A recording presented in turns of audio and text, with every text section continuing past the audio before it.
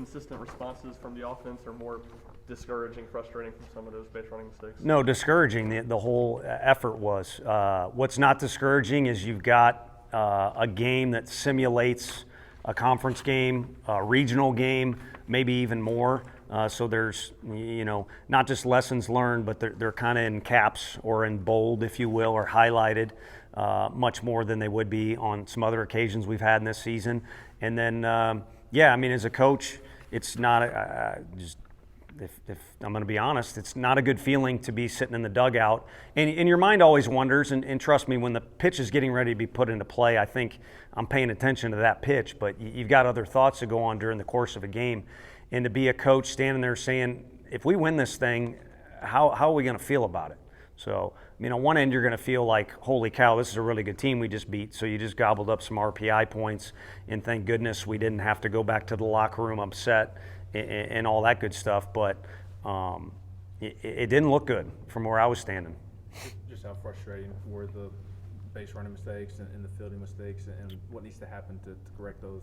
Is it more practice? Is it No, it ain't more practice, and I'm not looking for anybody to say, and they're not going to after that game if you were in attendance to, give us a gold star for coaching it up. But ask our guys how many times we're showing videos or, going over stuff. Maybe you could fault us and say we've gone over it too much and we've made it too complicated. There was one practice where we kind of just said, hey, you just got to play the game a little bit like a little leaguer. That's kind of the cliff notes of it. So no, it's, do you want to win or not? That's what it is, and that's what I said in words in the outfield. And it's what I learned from my dad, and that's all I had on the field. We got guys that are 5 times a better player than I was, and I don't mean to say I or bring me into it, but just speaking with a little emotion to it. You got to want to win. And usually the team that wants to win more wins.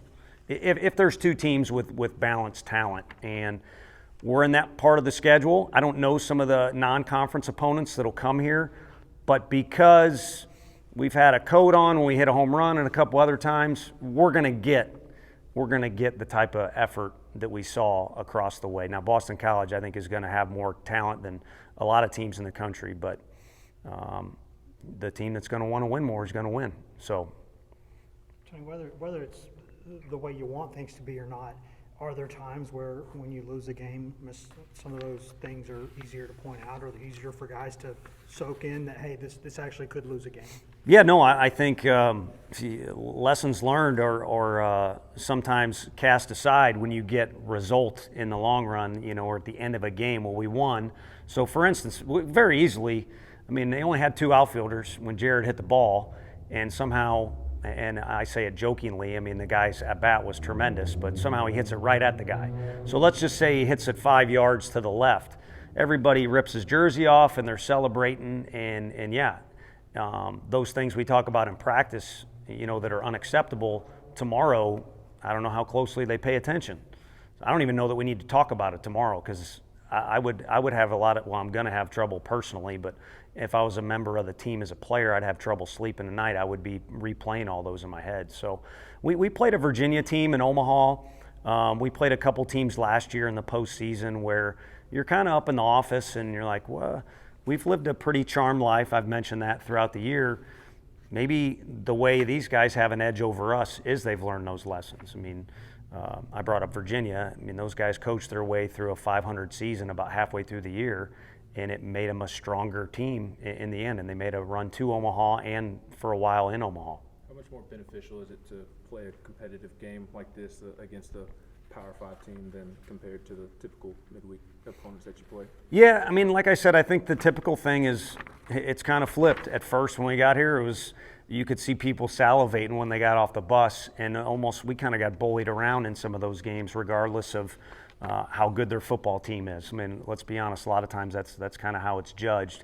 But college baseball is different. Anybody can get anybody. And then again, when you sprinkle in, it's an SEC team, you can ask any other team in our conference that, and again, you sprinkle in Drew's Grand Slam gets replayed a bunch. It doesn't take a genius to figure out it's going to be pretty competitive on a Tuesday, a Wednesday. If we move a game up, or the SEC moves it up to a Thursday, you name it. It's going to be like it was tonight. a lot more than it was last year. And I kept thinking it was going to come last year, and for whatever reason, it was a wide margin very, very often.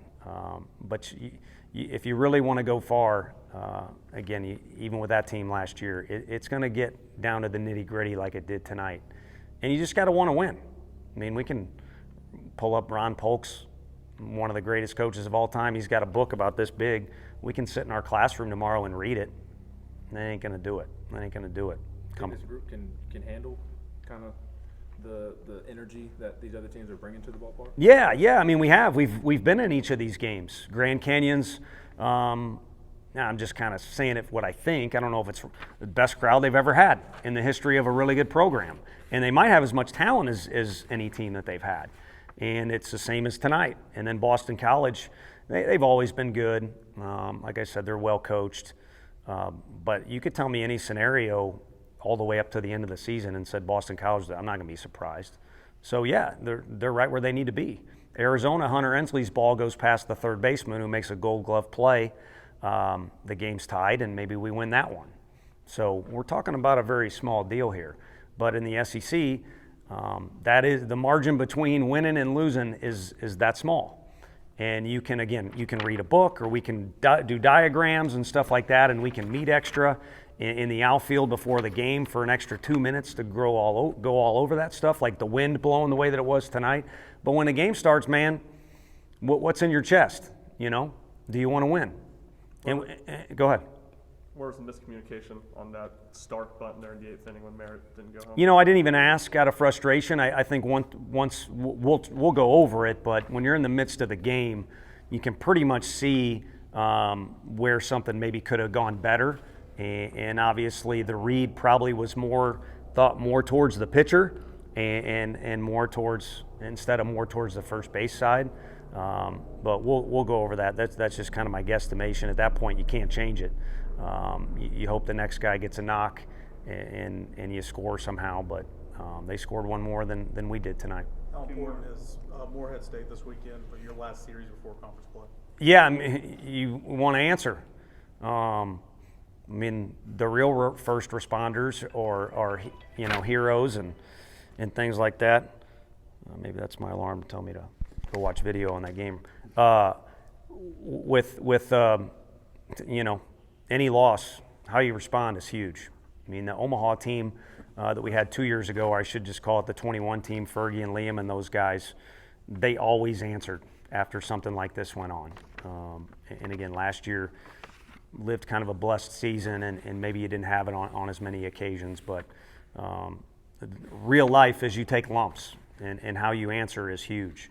Because in any conference, once conference is about to start for everybody, you can get excited about the SEC, but it don't matter. Everyone wants to beat each other's brains in, and so you end up getting one in the jaw, and then you give one in the jaw, and then on Sunday who's going to do it, and then you got to recover the next weekend and play another good opponent. So, yeah, how you respond is everything. Tony, any explanation from Ethan on what he saw on that fly ball left there? No, I watched his feed. I mean, he's antsy to score on a ground ball. He's going on contact in that situation, which I think anybody in Major League Baseball would maybe do. College, again, I'm guesstimating, but on average, you're going to go on contact. So he's in a big old hurry to kind of go on the ground. So maybe an extra step or two towards home, recover towards third.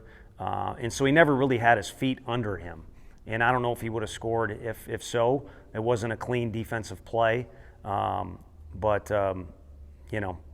needed to go right back to the base. Easy for me to say. I'm standing over in the dugout. I got the whole thing in front of me. But, that's stuff you got to tell yourself before the pitch, and then you got to do it. And, I don't know if everyone listens to the same damn interviews twice. I try and give you guys different answers than I give John and Vince. But we're in there on the radio. It's determination and composure. So good for you if you can hit it real far or you can throw it real hard, but once the actual game starts, you got to have some determination and some grit about you, and they had more than we did tonight, which pains me to say. So if anyone wants to put, I hope it's not you all, but if someone wants to put on Twitter, then earn your salary or whatever, then that's fine. But it's not acceptable for someone else to have enough grit or more grit than us in particular on our field. But with that, you got to have some composure. So herein lies Jared Dickey's at bat. that ain't easy. You got 5 guys, there's normally 4, and the game, online, and all this stuff, and coach does a visit, and strategies in play, but he's a really competitive kid, and he's also got composure. That's a tough mix to have. I damn sure didn't have it. I don't know how to coach it, but the guys who do have it, like Christian Moore and Jared Dickey and Blake Burke, they better start sharing it with the others. And there's some others that have it too, and we obviously got a good pitching staff, but sharing is caring. So that stuff better be going on tomorrow.